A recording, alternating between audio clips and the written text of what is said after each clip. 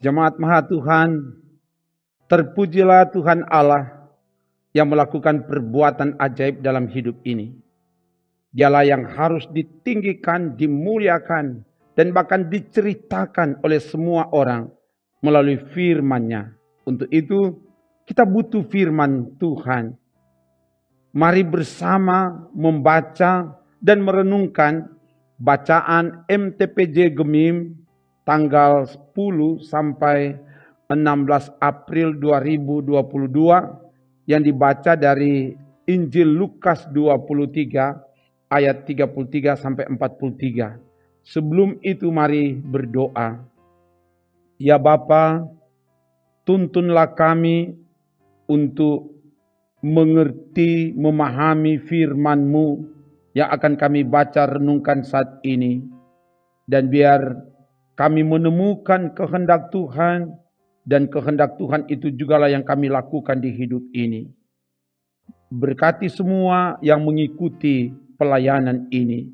Ke dalam kuasa-Mu hamba serahkan. Dalam nama Tuhan Yesus. Haleluya. Amin. Bacaan saat ini dari Injil Lukas 23 ayat 33 sampai 43 begini dikatakan.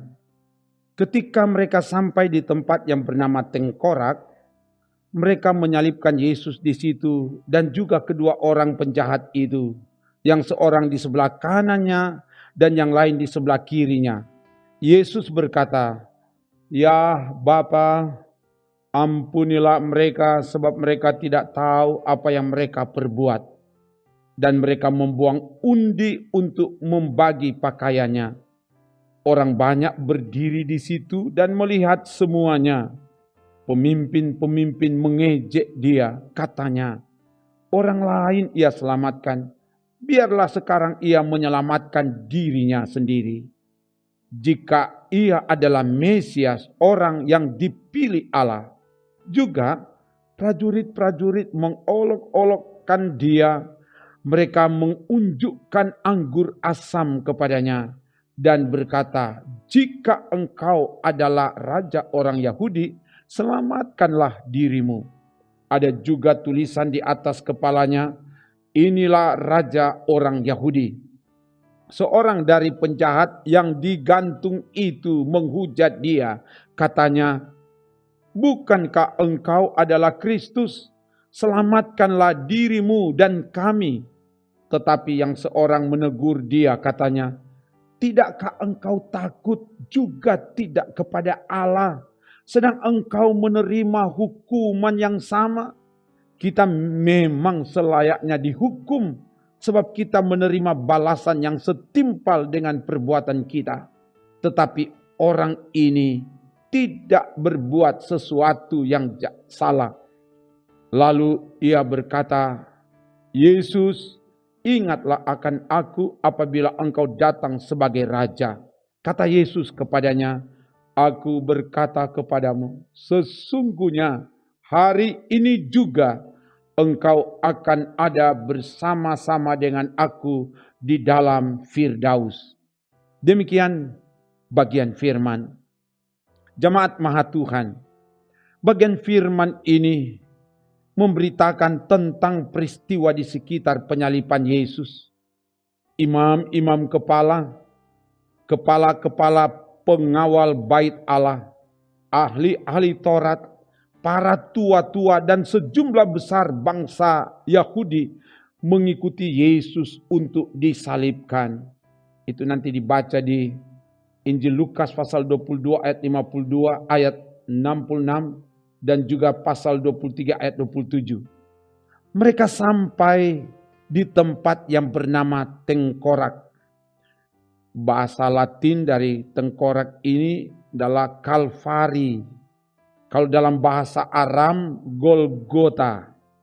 Bukit tersebut dinamakan Tengkorak karena bentuk tanahnya seperti tengkorak. Letaknya di luar tembok kota dengan jalan raya yang banyak dilalui orang. Di tempat itulah Yesus disalibkan bersama dengan dua orang penjahat yang seorang di sebelah kanan dan yang lain di sebelah kiri. Ayat 33. Yesus berada di tengah-tengah. Posisi tengah saat itu dianggap sebagai yang paling jahat di antara para penjahat yang disalib. Yesus yang tidak melakukan kesalahan dan bahkan telah diselidiki dengan seksama oleh Herodes dan Pilatus, tidak didapati kesalahan apapun dalam diri Yesus. Kata Pilatus, "Aku tidak dapati kesalahan satupun di dalam diri Yesus yang setimpal dengan hukuman mati." Ayat 4 dalam bacaan tadi dan juga ayat 14, ayat 15 dan ayat 22. Nanti dilihat. Namun Yesus disalibkan, disejajarkan dengan para penjahat, supaya genaplah yang difirmankan dalam Yesaya 53 ayat 12b. Ia terhitung di antara pemberontak-pemberontak dan berdoa untuk pemberontak-pemberontak. Itulah yang didoakan oleh Yesus. Ya Bapa, ampunilah mereka, sebab mereka tidak tahu apa yang mereka perbuat. Ayat 34. Salib Yesus adalah bukti kasih dan pengampunan atas pemberontakan dan dosa manusia.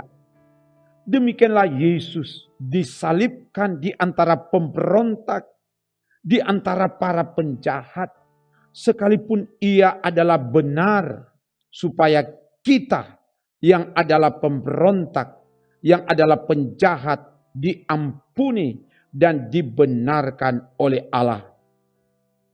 Mereka membuang undi untuk membagi pakaiannya, sebagaimana yang telah difirmankan dalam Mazmur 22 ayat 19. Mereka membagi-bagi pakaianku di antara mereka dan mereka membuang undi atas jubahku. Apa yang dialami dan terjadi dalam diri Yesus itu adalah penggenapan dari janji Allah. Yesus yang tersalib untuk menggenapi rencana Allah demi menebus dan menyelamatkan manusia dari maut. Bukannya dikasihi, dihormati, ditangisi seperti putri-putri Yerusalem. Dalam Injil Lukas 23 ayat 28 itu, ketika putri-putri Yerusalem melihat Yesus, mereka menangisi dia. Jadi ketika Yesus disalib bukan ditangisi, malah sebaliknya pemimpin-pemimpin mengejek Yesus. Jika ia Mesias, orang yang dipilih Allah, baiklah dia menyelamatkan dirinya sendiri. Orang lain ia selamatkan, biarlah ia menyelamatkan dirinya sendiri. Juga para prajurit mengolok dia. Jika engkau raja orang Yahudi, selamatkanlah dirimu. Dan di atas salib dipasang tulisan alasan mengapa seseorang disalib. Karena kejahatan Yesus tidak ditemukan, mereka memasang papan bertuliskan, "Inilah Raja orang Yahudi."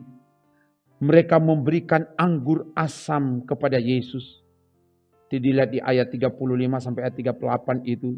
Anggur ini dicampur dengan sejenis tanaman yang pahit dan beracun untuk mempercepat kematian Yesus.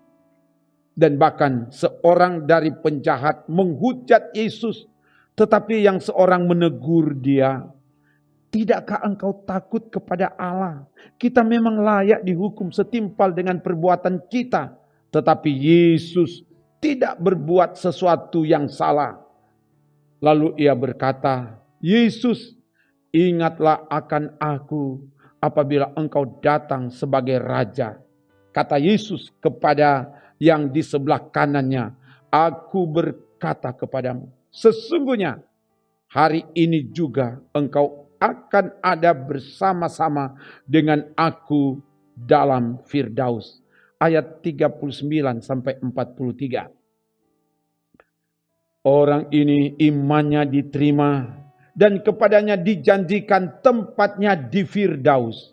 Firdaus atau Taman Eden yang baru, tempat pohon kehidupan. Kejadian 2 ayat 9. Bahkan juga Firdaus ini tempat jiwa seseorang setelah mati. Dan Firdaus adalah tempat umat Allah akan dikumpulkan ketika kuasa-kuasa jahat dikalahkan dan Allah memerintah atas segala ciptaan. Wahyu 2 ayat 7b. Itulah hakikat dari salib Yesus, yaitu jaminan pengampunan dan keselamatan. Bukan nanti, tapi kini, ketika setiap orang yang mengaku percaya dan menerima Yesus sebagai Tuhan dan Raja dalam hidupnya. Sebagaimana dikatakan dalam Roma 10 ayat 9 dan 10, di situ dikatakan, sebab jika kamu mengaku dengan mulutmu bahwa Yesus adalah Tuhan dan percaya dalam hatimu bahwa Allah telah membangkitkan Dia dari antara orang mati, maka kamu akan diselamatkan. Karena dengan hati orang percaya dan dibenarkan, dan dengan mulut orang mengaku dan diselamatkan. Sebagaimana yang dilakukan oleh seorang penjahat di sebelah kanan Yesus. Dia diselamatkan karena dia mengaku dia percaya kepada Kristus. Jemaat Maha Tuhan, Yesus disalibkan bukan karena dia bersalah, bukan karena dia berdosa. Bahkan ketika diteliti oleh Pilatus dan Herodes, tidak didapati kesalahan apapun dalam diri Yesus. Dia yang tidak bersalah rela disalibkan untuk menanggung kesalahan dan dosa kita.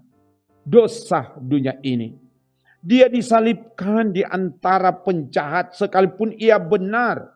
Supaya kita yang adalah penjahat dibenarkan oleh Allah. Karena itu kita yang telah dibenarkan oleh salib Kristus, jangan lagi kita mengejek dia seperti para pemimpin. Jangan lagi kita mengolok dia seperti para prajurit.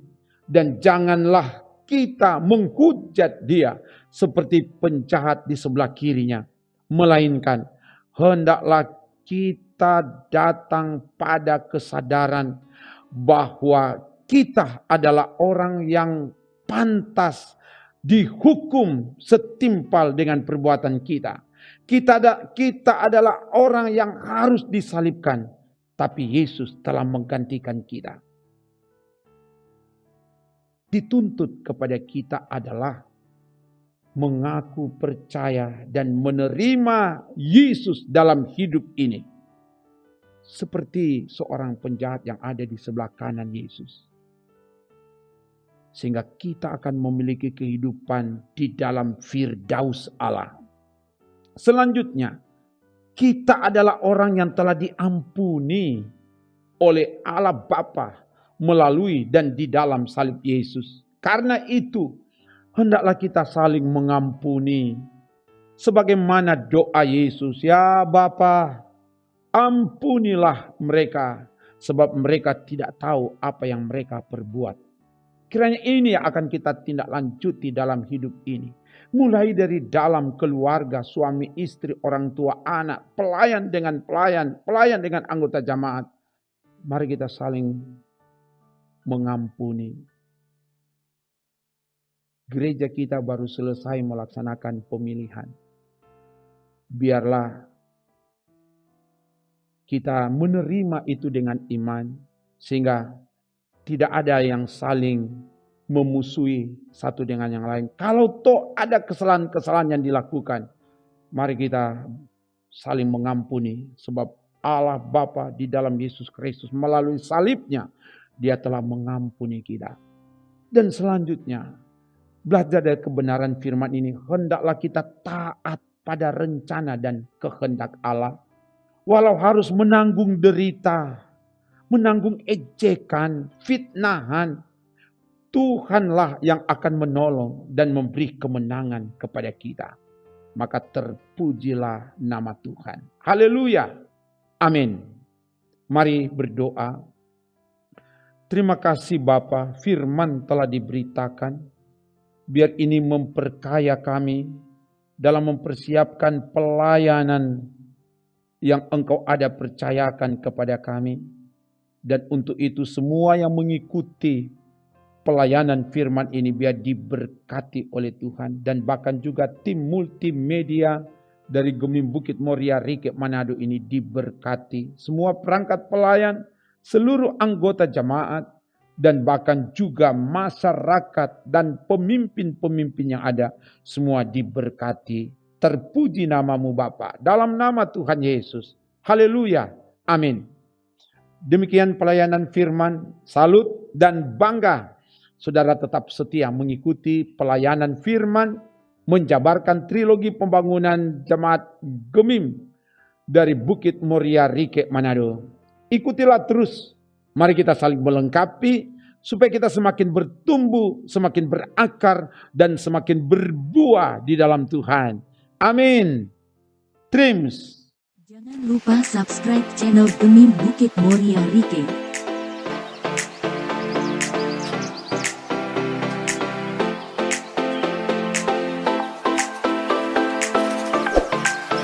Dan nyalakan lonceng di samping kanan untuk memperoleh info terbaru mengenai ibadah-ibadah yang dilaksanakan.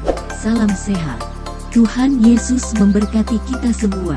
Shalom.